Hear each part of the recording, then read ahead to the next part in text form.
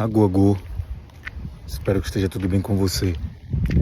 Eu sou o doutor Odará Lokun Orimeji e, dependendo do horário que você estiver assistindo esse vídeo, bom dia, boa tarde ou boa noite. Espero que esteja superando os perrengues. Dando continuidade aos vídeos falando sobre filosofia, ainda na estética do Neng, eu gostaria de dar prosseguimento aos vídeos falando sobre filosofia, aproveitando o gancho do que foi dito acerca da estética e falando sobre o que a filosofia busca produzir, ou o que geralmente acontece com a pessoa que exercita regularmente a filosofia. Eu já disse que a filosofia é uma atividade essencialmente humana e que todo ser humano filosofa. A diferença é em graus. Tem gente que filosofa mais, tem gente que filosofa menos, tem gente que se especializa nessa atividade, nessa arte, alguns vão dizer. A questão é que a filosofia é um exercício do espírito que busca se conectar com a realidade para que, de alguma maneira, a experiência da vida seja no máximo possível total harmonia com o que quer que seja ser humano. Algumas pessoas vão chamar isso de essência. É buscar exercitar, ser humano no máximo de sua própria essência. E a existência humana é uma existência que é ao mesmo tempo espiritual, mas que uma existência espiritual que em algum sentido habita o corpo. E enquanto habitante do corpo, para atuar na realidade, para agir na realidade, para interagir na realidade de maneira ativa, existem algumas leis da natureza que o corpo segue. O que significa dizer que, embora uma pessoa que filosofa seja uma pessoa capaz de agir um pouco melhor, digamos assim, em algum sentido de melhor do que outras pessoas, o corpo humano, o corpo tem alguns limites. E aí existem várias coisas que esse corpo não pode fazer.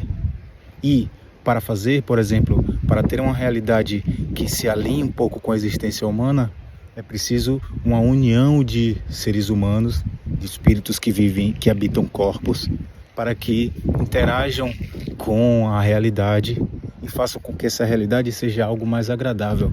Inclusive, quando falamos em filosofia, nós encontramos pessoas reunidas fazendo filosofia, praticando filosofia, e todas elas em níveis variados de exercício filosófico, umas como aprendizes, outras chamadas de mestres e algumas conhecidas como sábias. Nós atualmente não conhecemos nenhum sábio, nenhuma pessoa sábia, pois de acordo com todos os mais antigos relatos, a pessoa sábia é aquela que age de maneira justa, é aquela que age de maneira correta. E não encontramos essas pessoas, pelo menos até o momento, sobretudo diante de uma sociedade materialmente e socialmente fundamentada pela supremacia daquilo que chamamos nesse exato momento do tempo de raça. O que eu quero dizer, e fechando esse parêntese aqui, falaremos sobre isso com mais detalhes em outros momentos, é que a filosofia faz com que o ser humano seja capaz de ter as suas ações regulamentadas pela sua própria vontade, mas não no sentido arbitrário, embora, como eu falei no sentido anterior, a questão da supremacia de raças é uma arbitrariedade plena, não tem qualquer fundamento na lógica, em leis naturais, ou seja lá o que for, porque se tivesse fundamento nas leis naturais, a gente não teria tantos malabarismos linguísticos, políticos e sociais, sobretudo aqui na realidade que a gente vive, que é no Brasil, onde as pessoas, embora se comportem e se demonstrem se sentirem superiores, no dizer, a gente ouve que vivemos uma democracia.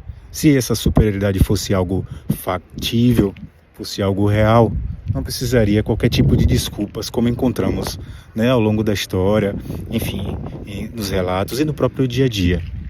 O que eu quero dizer é que a realidade que o ser humano vive, a realidade social, a realidade material e a realidade ambiental, ela é toda aberta à interação humana. Se a gente fosse pensar em jogos, é como se no ambiente do jogo você entra com um personagem, um avatar, e esse avatar tem todo o ambiente ali interativo que pode ser moldado à própria vontade dessa pessoa. E aí ela pode escolher que essa realidade ela seja modificada de uma maneira completamente arbitrária, inclusive contrária às próprias leis, entre aspas, né? Aos próprios códigos dito de funcionamento daquele jogo, daquele ambiente. E essa pessoa pode escolher também para um melhor funcionamento de acordo com as leis. E aí, voltando à comparação, né, voltando à vida real, é isso. A realidade social, ela pode ser feita de uma maneira arbitrária, como a que nós vivemos atualmente, mas ela pode também ser buscada de uma maneira dentro da essência disso que chamamos de natureza. Os antigos relatos que nós temos chamam essa natureza de Teru e chama essas leis de Maat, leis de harmonia, leis de equilíbrio. Mas eu gostaria de falar mais coisas, mas eu preciso atender às exigências desta plataforma e manter os vídeos curtos. Então, finalizarei por aqui e com mais detalhes, de maneira mais diluída, tratarei desses assuntos em outros vídeos. Axé pra nós.